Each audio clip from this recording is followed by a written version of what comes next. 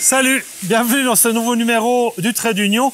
Vous avez vu l'eau qu'il y a là? Probablement qu'elle provient de nappes phréatiques souterraines. L'eau souterraine, c'est hyper important. Et pourquoi on parle de ça? Parce qu'on est ici à Davos, aux antipodes de la Suisse. Et c'est ici à Davos que se tient le Congrès mondial des hydrogéologues. C'est organisé par le CHIN, le Centre d'hydrogéologie et de géothermie de l'Université de Neuchâtel. Alors nous, on est venus ici pour en savoir un peu plus sur tout ça, pour savoir pourquoi c'est important, les eaux souterraines, et important, ça l'est. Vous me suivez?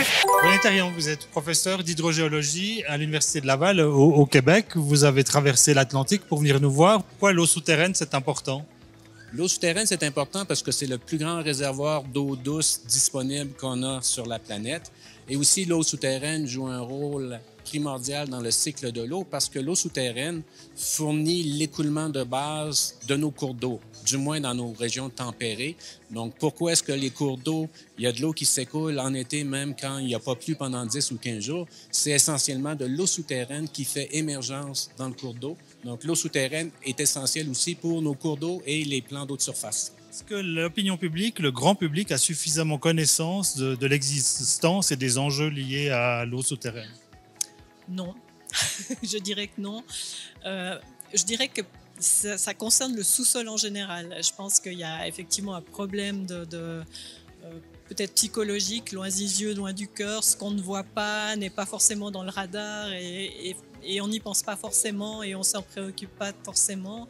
Peut-être aussi parce que la formation à ces sujets liés au sous-sol, géologie, hydrogéologie, intervient assez tard dans l'éducation des gens, plutôt au niveau universitaire. Donc, c'est vrai qu'il n'y a pas vraiment de prise de conscience et je pense que c'est très important qu'il y ait une plus grande communication et visibilité de ce sous-sol qui advienne ces prochaines années.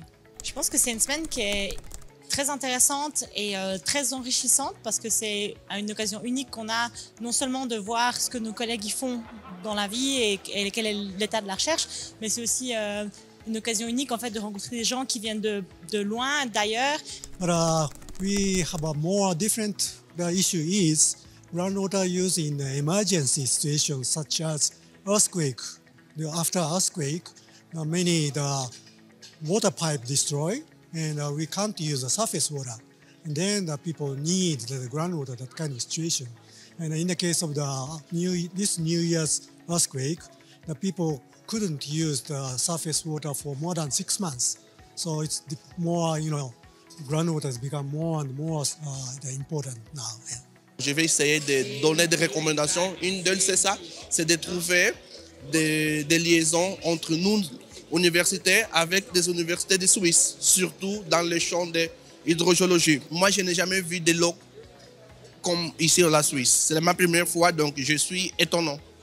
Votre eau là, c'est magnifique. Je ne sais pas, parce que chez nous, là, on n'a pas l'habitude de prendre l'eau des robinets, des toilettes et de boire. Mais ici, c'est normal. Donc, c'est une expérience que moi-même, une fois que je me rends au pays, je vais essayer de donner ça à nos institutions. Donc, il faut donner la confiance aux consommateurs que l'eau est l'eau. Il ne faut pas gaspiller encore de l'argent quand tu as de l'eau chez ton robinet. It's so good to meet all these experts working already in this field for so long years in different dimensions. So it has been an amazing experience. Well, I went to college or university at the age of 18, having grown up on a farm, and neither of my parents went to college or university. So they made it clear to me that farming wasn't in my future as one of the females in the family. My brothers had that choice. And the thing I liked best in high school was math. So I went to school and then went to a seminar for incoming first-year students that hadn't been decided exactly on what they wanted to study. And it was put on by a hydrogeologist who had started an environmental science program back in the early 1970s. Because he saw the future where we were really going to be struggling with contaminants in groundwater and water resources, and was tailoring a program to people who didn't want to do strict geosciences, but kind of the water side of it, environmental geosciences. And he was just so passionate about what his vision was that it was exciting. And growing up on a farm, you're acquainted with wells and septic systems and those things, so it all made sense to me. I am really into water. I like water. I like to be in or on the water as well on my free time. And it's important because water is a resource and it's not an endless resource, so we have to protect it. It's actually the real gold we have. Pourquoi cet intérêt pour le phénomène de l'eau finalement et le regard scientifique que vous portez dessus? Qu'est-ce qui vous a amené là? Alors à la base, j'ai fait un bachelor en géologie et on avait eu une petite introduction en hydrogéologie par des professeurs de Neuchâtel d'ailleurs. Et j'avais trouvé les thématiques hyper intéressantes et très actuelles vu qu'on va vers le réchauffement climatique, etc. Et je trouve que la gestion des ressources vitales, c'est très important et je trouve ça super intéressant de travailler là-dedans. J'ai grandi en Suisse, j'ai toujours aimé être à l'extérieur, donc naturellement j'ai toujours été intéressée aux questions environnementales. Donc quand j'ai fini mon lycée, j'avais très envie d'aller dans un domaine environnemental et j'ai atterri un petit peu par accident, je dois l'admettre, dans le bachelor en système naturel au Chine. Et en fait c'est là que ma curiosité a été piquée parce que en fait l'eau souterraine on en parle vraiment pas assez. Il y a beaucoup de monde qui a aucune idée de où vient l'eau quand ils ouvrent le robinet. Et je me suis rendu compte qu'en fait, en Suisse, on a besoin de 80% d'eau souterraine et c'est un bien qui est tellement précieux et qui est tellement fondamental que pour moi, c'était assez naturel d'aller dans la direction de travailler pour qu'on puisse en faire un bien soutenable et qualitatif dans le long terme.